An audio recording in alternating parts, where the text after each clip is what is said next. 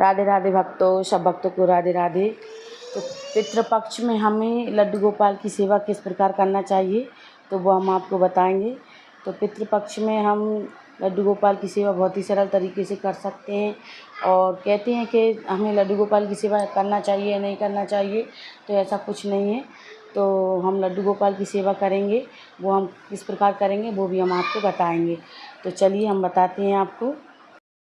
स्वास्तिक बना लिया हमने थाली में और पुष्प डालेंगे और लड्डू गोपाल को कराएंगे हम स्नान।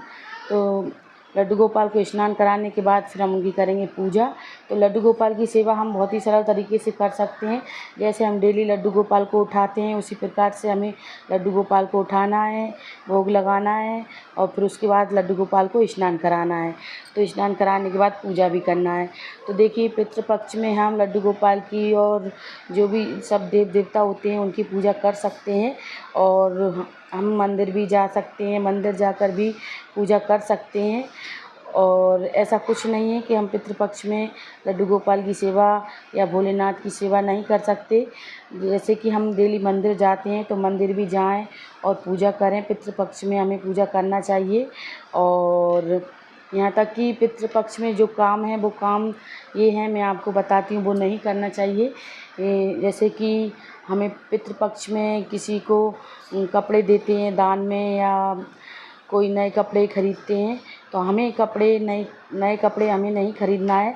हमें दान में देने के लिए कपड़े खरीद सकते हैं। और ऐसे कि गाड़ी लेना हुआ, और हम गाड़ी नहीं ले सकते पितृपक्ष में। और यहाँ तक कि कोई ऐसा कार्य कथा वगैरह घर में ऐसे कुछ ये कार्य नहीं किए जाते हैं। बाकी की पूजा पाठ तो की जाती है। डेली हम जो पूजा करते हैं वो पूजा कर सकते हैं पितृपक्ष में। और पितृपक्ष में कुछ ऐसे नियम हैं जो हमें करना चाहिए जिससे हमारे पितृ खुश रहें और पितरों का तर्पण हो। तो वो ये कार्य हैं कि हमें पितृपक्ष में हमें सुबह जल्दी उठना चाहिए। और जल्दी उठने के बाद सुबह ब्रह्म मुहूर्त में उठ जाना चाहिए।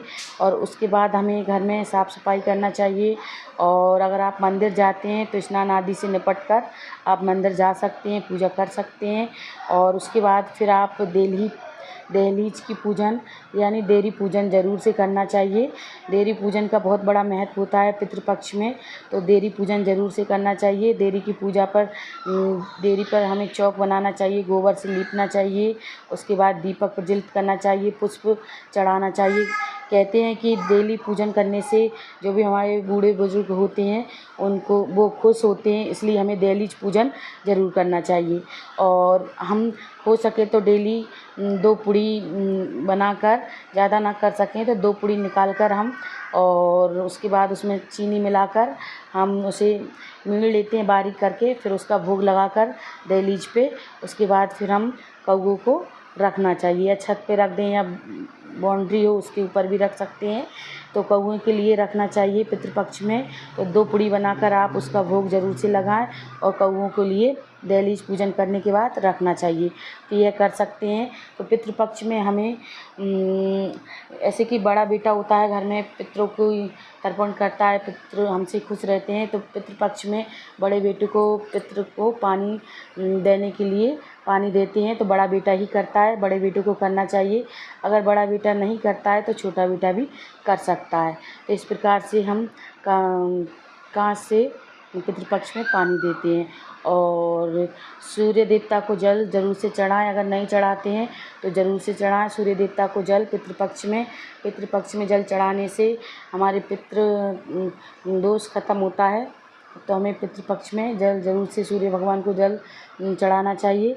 तो इस प्रकार से आप पितृपक्ष में कुछ हैं बातें, इन बातों को ध्यान रखें। और जो भी कोई आपके यहाँ कुछ भी लेने को आता है, मांगने को आता है, तो उसे मना ना करें पितृपक्ष में। तो उसे दान ज़रूर से दें जो भी हो। और वैसे भी हो सके तो आपको जब भी आए तब देना चाहिए। और पितृपक्ष में हो सके तो किसी के रूप में पता नहीं कौन आ जाए, तो इस वजह से हमें पितृपक्ष में जो भी कोई मांगने के लिए आता है तो उसे ज़रूर से दें, उसका अपमान ना करें। तो इन बातों का ज़रूर से ध्यान रखें पितृपक्ष में। और नए वस्त्र हमारे लिए हम नहीं खरीदेंगे, और जो किसी को दान देना है तो वो दे सकते हैं। और ऐसे प्लाट वगैरह नया मकान बनवाते हैं वो कार्य नहीं करते हैं पितृपक्ष में नए मकान का। उद्घाटन भी नहीं करते हैं, तो पितृपक्ष के बाद कर सकते हैं।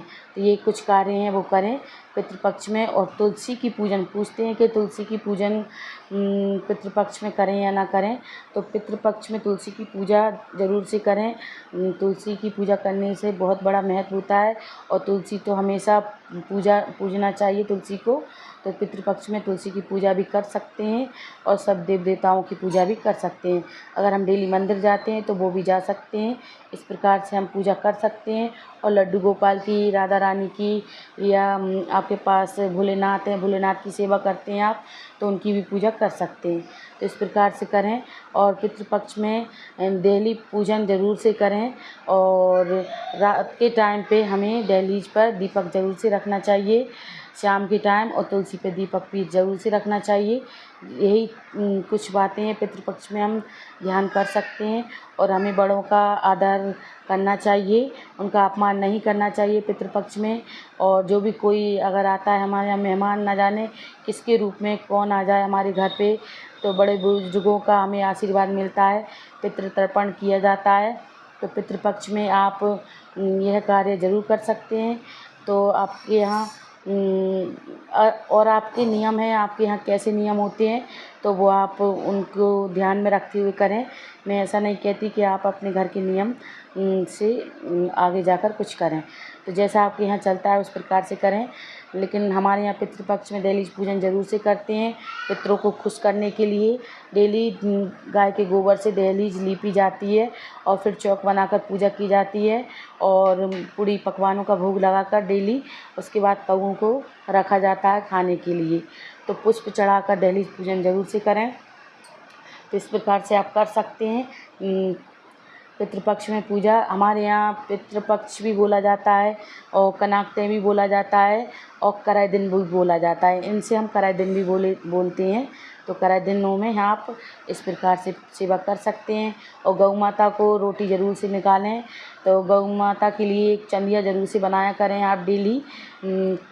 पितृपक्ष में ना करें तो और भी अच्छा है, अगर डेली करते हैं तो और भी अच्छा है। तो देखिए हम मेरे यहाँ तो डेली करते हैं। गाय के लिए एक रोटी ज़रूर से निकालें। तो आप इस प्रकार से सेवा कर सकते हैं हमारे बूढ़े बुजुर्गों को खुश रखने के लिए। तो वो कब खुश हो जाएं, कैसी कृपा बरसा दें। तो इस प्रकार से हम पितृपक्ष में सरल विधि से पूजा कर सकते हैं। वीडियो अच्छी लगी तो वीडियो को लाइक करें, चैनल को सब्सक्राइब करें, कमेंट में राधे राधे लिखें। सब भक्तों